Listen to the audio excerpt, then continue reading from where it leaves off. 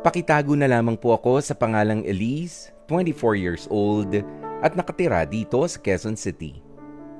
I never thought na magagawa ko rin na sumulat sa inyong programa.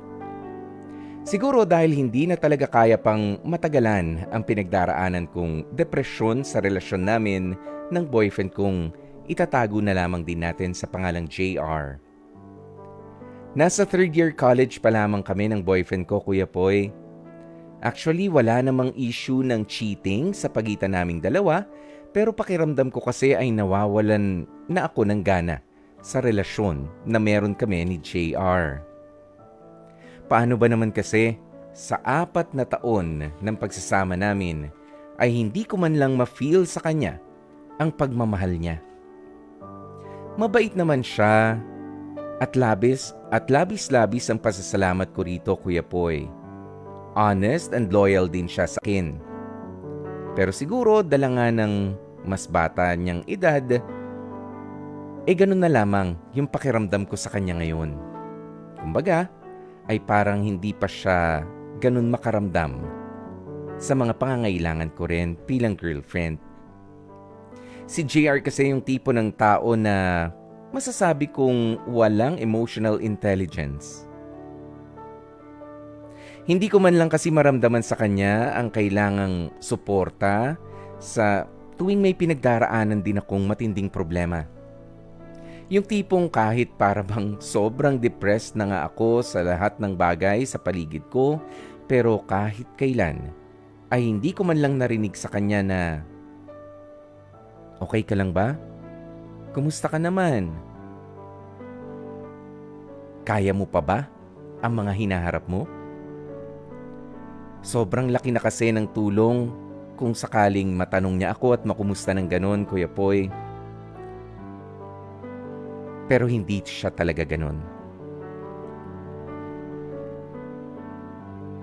At dahil nga dito ay hindi ko maramdaman na may taong handangang umalalay sa akin. Hindi naman din ako materialistic na tao, Kuya Poy. Ang kailangan ko lang talaga sa relasyon namin ay yung atensyon at pag-unawa. Pero bakit ganun? Hindi ko talaga yun makuha kay JR. Kaya tuloy unti-unti nang nawawala ang dating pagmamahal ko sa kanya. Matagal ko nang iniisip na iwanan na siya. Plano ko nga sana pagkatapos ng graduation ay sabihin ko na ito sa kanya. Ayoko na kasing para bang ipinagsisiksikan ng sarili ko sa isang taong hindi naman kaya o hindi naman intensyon na intindihin din at alalayan ang mga nararamdaman ko.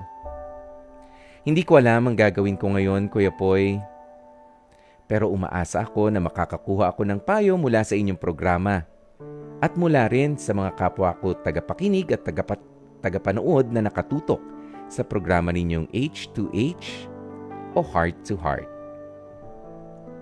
Lubos na gumagalang, Elise. Especially for you. Napakinggan nga natin kanina ang kwentong ibinahagi ng ating letter sender na si Elise at ang kanyang matagal ng boyfriend for 4 years na si JR na sabi nga ay parang hindi ganun ka-expressive. Ilang beses na po natin narinig ito, no?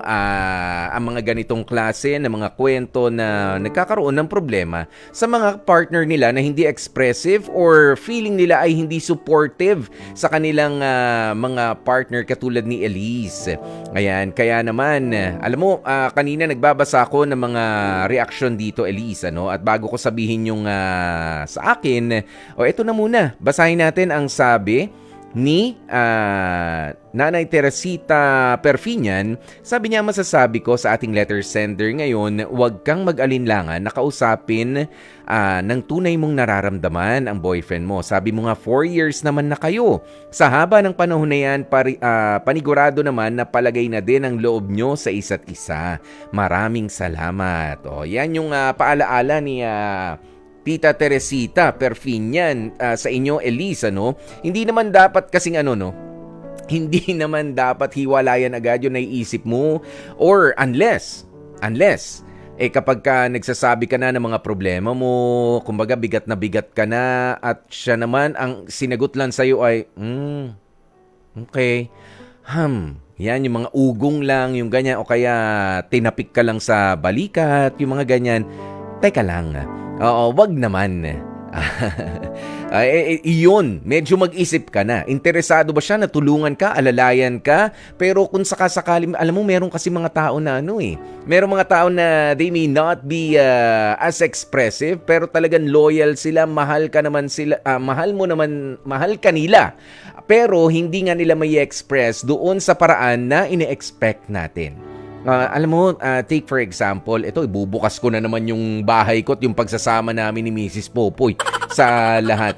Pero between us two, sa amin, hindi kasi masyado masalita, hindi rin masyadong mahawak si Mrs. Popoy sa akin. Pero in times like these, na kapag ka medyo mabigat na at talagang nag-uusap na kayo ng masinsinan, talagang lahat ng focus nasa'yo. Pero yung i-expect mo na makikita mo kami in public na karay-karay ako ni Mrs. Popoy na extra sweet, yung talagang nakayapos.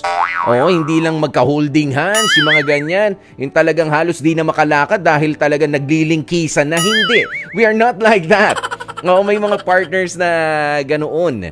Pero yung sa'yo nga, hanggat hindi mo ina-address din, maganda na sabihin mo sa kanya. O merong mga partner na kailangan nating hilahin, kailangan nating i-guide sa kung papaano mo ba gustong makausap ka. Hindi yung gagawin natin silang manghuhula. Meron talagang ganun eh. Siguro sa environment nila nung lumaki sila. But does that mean hindi ka nila mahal? Wala silang pakialam sa'yo? No. Hindi naman. Not necessarily. Or ganun lang talaga siya. But the moment na sabihin mo, uy, ganito, ano bang masasabi mo? Tanungin mo na direkta. Hindi pwede kasing pakiramdaman na lang ng pakiramdaman ang laro sa relationship natin. Kailangan minsan you go straight to the point. Anong kailangan mo? Alika, samahan mo muna ako rito, mag-usap tayo. Ano bang opinion mo rito? May mga ganyan na klase ng mga partner. 'Di ba? At ayaw mo rin naman kung kabaliktaran na wala ka namang problema pero sinasabi ng partner mo may problema tayo. 'Di ba? Ayaw mo rin ng ganun. Bakit hindi maayos ang buhok mo? Merong issue. Yan, may mga ganon. Di ba? Gusto mo ba yon? Mag-usap muna kayo. Sabi rin ni Abigail Enriquez, mag-usap muna kayo, Elise. I-address mo yung saloobin mo. Hindi mong kailangang i-stress yung sarili mo kung kulang sa effort o sa pagkukusa yung boyfriend mo. Marami naman yung sort of happiness, not just from your boyfriend na manggagaling. You socialize din with your friends. And huwag tayong masyadong nakafocus nga. Kapag ka meron kang... minsan ganyan din yung thinking natin, nalulungkot ako, ang makakasagot at makakapag-alis ng lungkot na ito si boyfriend o si girlfriend lang. Hindi, not all the time. Nandyan ang pamilya mo, nandyan yung ibang mga tao, nandyan yung kayo nasa school pa kayo, nandyan yung professor mo. 'Di ba? Ang problema mo, grades mo, papaano ka magiging maigi. Ganoon. Wag mo masyadong paghanapan yung isang tao for something na alam mong hindi niya kayang i-offer. Or, better yet nga, ay sabihin mo sa kanya, ano ba talaga ang kailangan mo sa kanya? Anong opinion? Anong pagsuporta? Minsan kasi kailangan ganun lang. Hindi hiwalayan ang sagot sa lahat. Kaya maraming salamat pa rin, Elise, at sana masolusyonan mo ang problema na iniakyat mo sa amin dito sa H2H, sa Heart to Heart, bago mo tapusin ang lahat. I-exhaust mo muna ang lahat ng effort para mapanatili pa rin na maayos naman ang inyong relationship. After all, 'di ba? Ang takeaway mo rito, loyal siya, faithful siya sa'yo, walang third party for the last 4 years. Naku, mahirap makahanap ng mga ganyan. Baka kailangan lang kalampagin o kaya naman ay hilahin din sa kung papaano mo gusto yung boyfriend mo.